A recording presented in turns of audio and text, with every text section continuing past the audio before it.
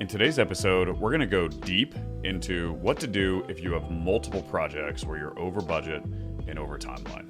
Hope you guys enjoy. I got asked how to deal with multiple flips being over budget and over timeline. And unfortunately, I'm perfectly equipped to answer this question because I've dealt with it on a pretty substantial scale. And so I'm going to share with you exactly what I did when I had many flips going on at the same time and they were all over budget or over timeline. Who am I? My name is Ryan Rice. I'm a full-time real estate investor. I share as much stuff as I can with you so that you can make more money in your real estate business and hopefully get some of the lessons that I've had without the scars. So for me, there's two pieces of this. There's the tactical, what do I do in this situation? And then there's the mental. How do I deal with all of the emotions that are involved when it comes to lots of flips and owning a lot of houses that are over budget and over timeline? Because it can be pretty tasking. And so I'm going to start with tactical. There's 7 things that I'm going to go through that I think tactically really helped me get through that scenario, and I'll go over each one. The first thing you need to do is fire bad contractors. And this took me a little bit too long, and it took too long because I didn't want to deal with the reality of how much it was going to suck to have to go get a bunch of new contractors. But you have to trust me when I tell you that the quicker that you do this, the more quickly you're going to be able to move towards getting out of the situation. And cutting loose from bad contractors is a very important step. So if you have that feeling like, man, I think the contractor might turn around, or if you know down deep if the contractor is going to work or is not going to work. And what I've learned is the quicker that you cut ties, no matter how much that hurts financially, the more quickly you will move towards getting to the end of that situation. The second tactical thing is then, of course, you have to hire new ones. And the way that I do this, the way that I did this, was an incredible amount of volume in terms of reach outs, and then on a referral basis. And so one of the markets that I was in, when I ran into this contractor issue, I had a ton of projects going on all at the same time, and I needed a lot of contractors. I knew it was going to be significantly higher risk if I tried to bring on one contractor for all of these jobs. And so I went out and I actually found 5 different contractors. And the way that I did this is I reached out in volume to a whole bunch. I must have talked to probably, I'm going to make up a number because I don't remember, but 5 to 6 to 7 times as many before I whittled down and chose the ones that I did. And probably one of the most useful things that I did that helped me find more contractors was I got really active in a local investor Facebook group. And throughout the entire time I was in that market, I had already been building relationships. I had been making relationship deposits. And so for you, one thing that is not necessarily related to getting out of a bad situation, but is going to help you at some point, because you never know at what point in the future you may need the help, is to give value to a community and join a community and see how you can help, because you never know when you may need the help yourself. And that was something that was helpful to me, is I was able to tap into this community through relationships that I had already built and helped get a lot of contractor referrals. And so reaching out in volume, getting involved in the community was very helpful for me. And I had been in this specific market doing projects for well over a year at this point. So I had met a lot of other local investors, and I had the opportunity to get exposed to other contractors because I built relationships with other contractors that were in that market. And so as you are embarking on your real estate journey, just know that the more deposits you make in a certain community, if and when you may need those later, if you need to make a withdrawal later on, then you're going to be able to do that at a different scale than if you are not involved in a community. And the best contractors I chose out of the bucket, right? So I picked 5 contractors to help finish all of these projects. And the best ones were ones that were referred to me by other investors who I trusted. And that was very helpful. And I still use some of those contractors today. The third tactical thing that's really important if you're over budget and over timeline is you have to over communicate with your lenders. You have people that have invested their hard-earned money into your deals. And if there is uncertainty, if they have uncertainty about what's going on with your project or whatever the case may be, the last thing you want is for a lender to have any cast of doubt or just wonder, what's going on with that project? You have to be super, super transparent with your lenders. And the more you share with them, the good, bad, and the ugly, the more you're going to build trust with them and the better those relationships are going to be. When I had a whole bunch of projects that were over budget and over timeline, it was really uncomfortable to communicate with a lot of these lenders. But I made it a point. Every single conversation I had via a phone call because I wanted to be sure the full context of everything that was going on was understood. And before I had these conversations with them, I had a plan that I was going to push forward. And I knew also when I hopped on the phone with these lenders, and we'll get into this in a second, but those lenders, some of those lenders ended up being a resource to me if I needed more money for a project. And that's why I think it's important to be very, very transparent with them and upfront and reduce the amount of time that passes between a bad thing happening and the time that you communicate. Because the shorter that time frame is, the more a lender is going to trust you. And that was something that was very helpful for me. So when you reach out to these lenders, having a plan and articulating to them, hey, here's what happened. Here is what I'm going to do to make sure that your investment is protected. Depending on how experienced that lender is, they may be able to also offer you up solutions, and they'll appreciate that you're communicating to them in a transparent manner. If some of the money is a little bit more institutional, like let's say it's hard money, then I have found it still even beneficial to be transparent and to communicate. And some of these projects that I intended to be 6-month projects. And a few weeks ago, I sold a house that I owned it was about 2 years that I owned this house for. And it took a while for this project to finish. And the reason why all of my lenders in that deal worked with me is because the entire time I was very, very transparent. I communicated a plan, and those lenders helped work with me to get to the end of the project. The fourth tactical thing, if you have assets, then sell whatever assets that you have so that you can get cash flow. When you're in a bad spot, or I'll speak for me. When I was in a bad spot, one of the most helpful things for me was to sell the assets that I had that would produce as much cash flow as possible. Because if you're in a bad spot and you're going over budget and over timeline, the solution or one thing that is going to help you move forward is going to be cash flow. And if you are relying on those projects to produce cash flow for you because you got into flipping to make the cash flow, but now you realize those projects are not going to bring you cash flow and there's no other manner for cash to come into your business, then that's a problem.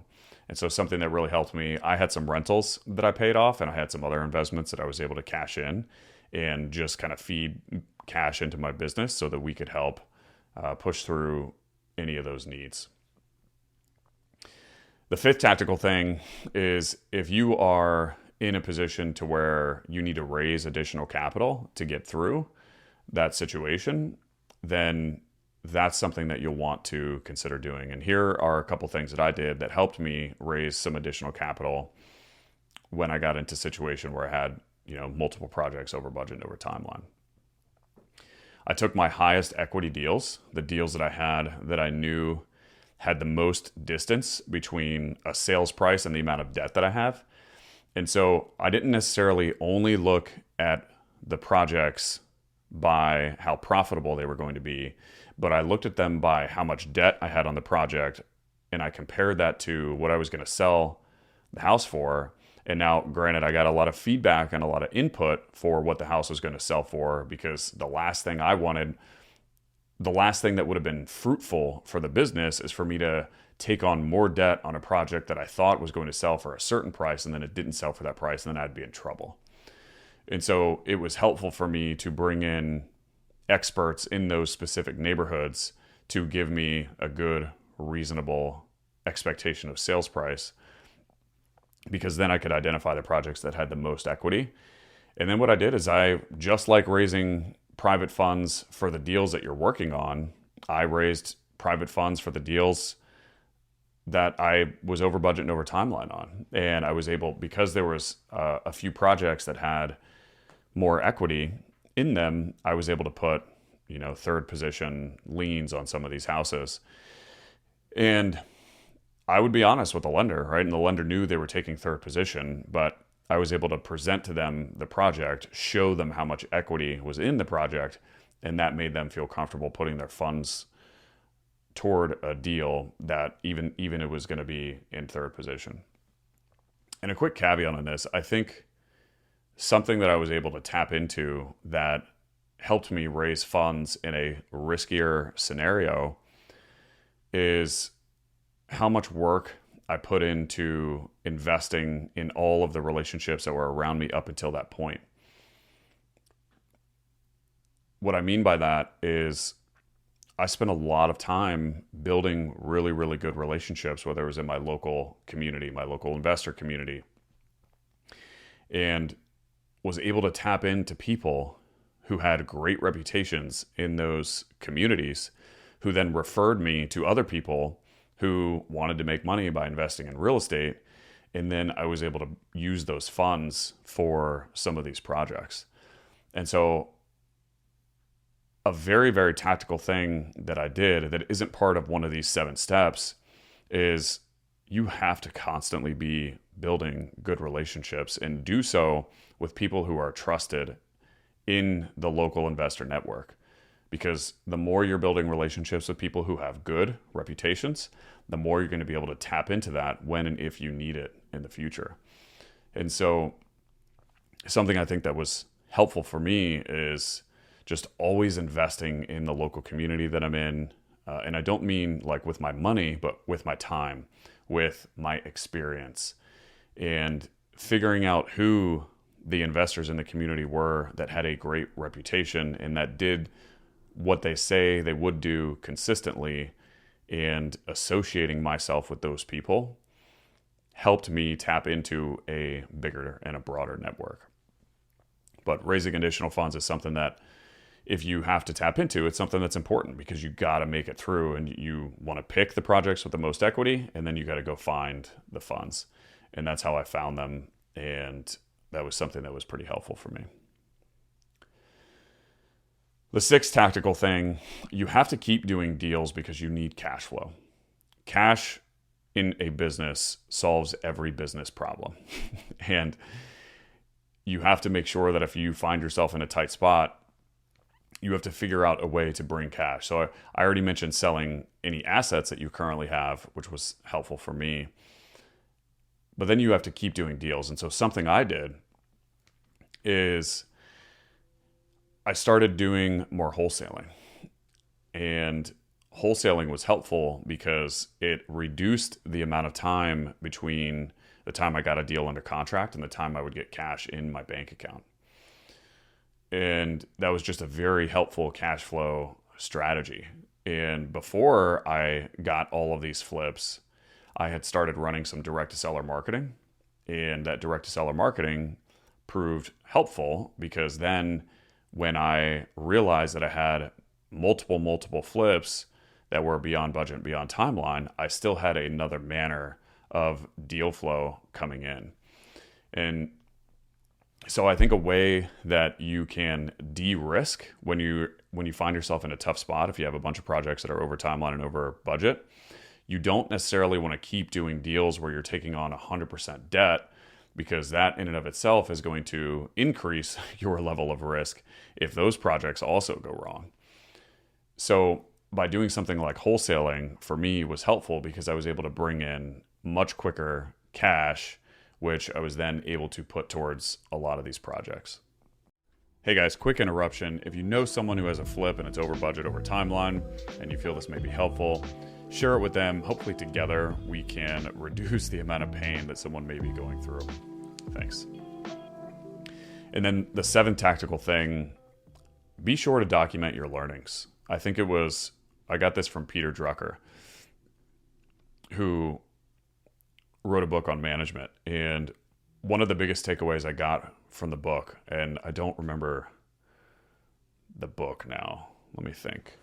Anyways, I don't remember the name of the book, but if you search Peter Drucker, you'll find his books. And one of my biggest takeaways from this book that I read from him is one of the best ways that you can learn about yourself and learn how you can improve is when you make a decision that is going to have some sort of material impact, whether it's on your business or on your life, you write down what you expect to happen.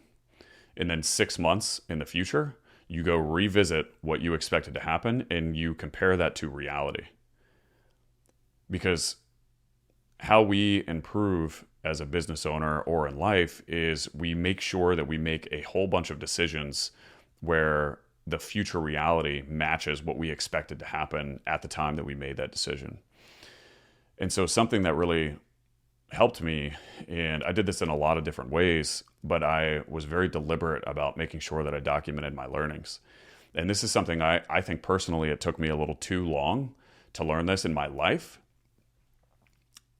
And in my previous career, for example, I think I spent too many times learning the same lesson because I didn't have a great framework or a great process for documenting the lessons that I learned.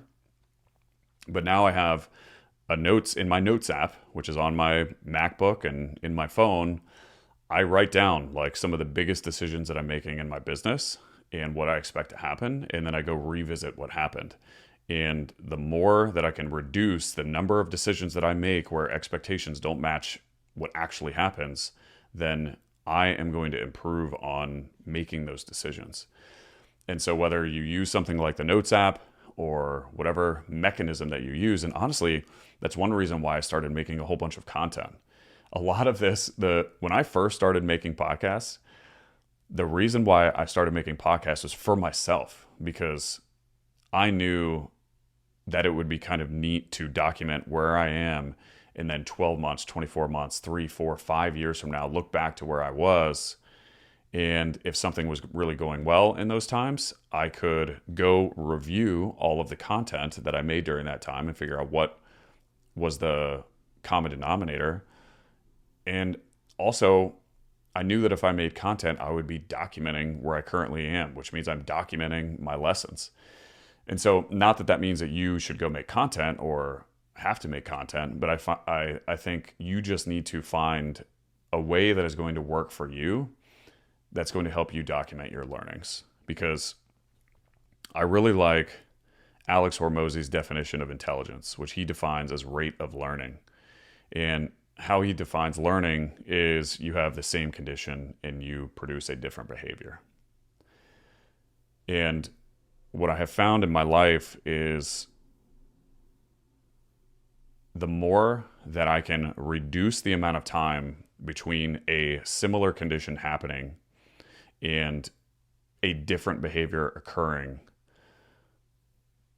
that increases how much intelligence I have, because that means I have learned very, very quickly. And so I think it's really vital for people to document their learnings, because I think a lot of people unfortunately go through life and it's same condition, same behavior. Oh, shit, that sucked. But then because there's no process to document the learning, the same condition happens again, and they don't have a framework of how they worked through and what they learned from that situation. And so the same behavior occurs again. And then that cycle repeats. Oh shit, well, this kind of sucks. And then they continue to go through and nothing changes. And so my mission is to never have two conditions happen that are similar and I have a same behavior after, if it is something that needs changed or if it is a lesson. And again, I've just found that I think in my past, I did a poor job of that. One, because I wasn't great at documenting my learnings, but Also, I just wasn't super deliberate, intentional about that. If I can make sure that if I learn a lesson, every single time that same condition happens that produced the lesson, as long as I have a different action after that condition presents itself, then that means I have learned. And so this is something that is really important to me. And I think those who see success more quickly than others, I think they're just really, really good at that. They have something happened and they learn a lesson and they change the behavior the very next time that same thing happens. So if you can make that a priority, I think that's something that's going to help you. So that kind of wraps up the tactical pieces of those are the 7 things that I did that helped me get through those scenarios. So now I want to talk about what I did mentally, because when I had a lot of that happening, it was pretty difficult, as you would imagine. And for those of you that have been in a tight spot from a real estate perspective, you know how it can feel as well. But I did 3 things, I think, from a mental standpoint that really helped me get through that situation. The first thing I did that I think had the most bang for buck is I went to my worst case scenario.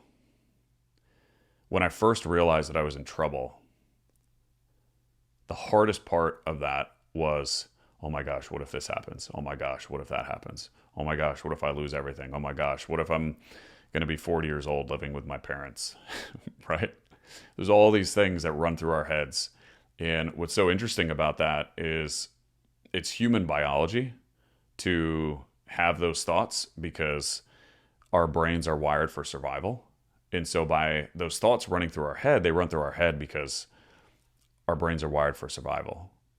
And so we ask ourselves those questions because we want to make sure that we survive. And what I found that was helpful is when I would ask myself, oh my gosh, what if this happens? Oh my gosh, what if that happens? The things that I was most fearful of in those situations, I would actually stop and I would write down the fear. And then I would write down what would I do if that fear came true. So I would do that. And then my brain would produce the next question. And then I'd write down what I'd do. And I literally did that until there was nothing else to write down. And then when I was done, I remember looking back and being like, well, that would suck, but like I'm not going to be dead. And that was powerful for me because the second I saw everything on paper or in my notes app, this is where I wrote it all down.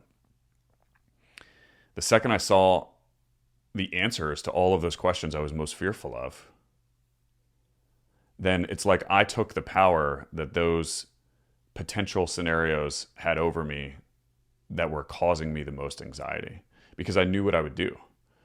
And so it's like the demon presented itself and I was like, well, if that demon happens, here's what I would do.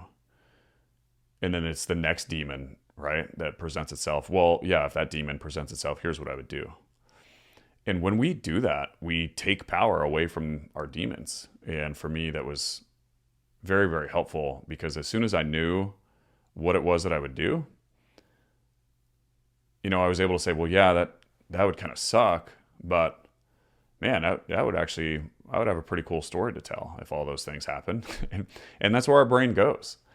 And so I think that's an important step. You really have to go to your worst case scenario, confront the actual reality, and answer what you would do. And that was very helpful for me.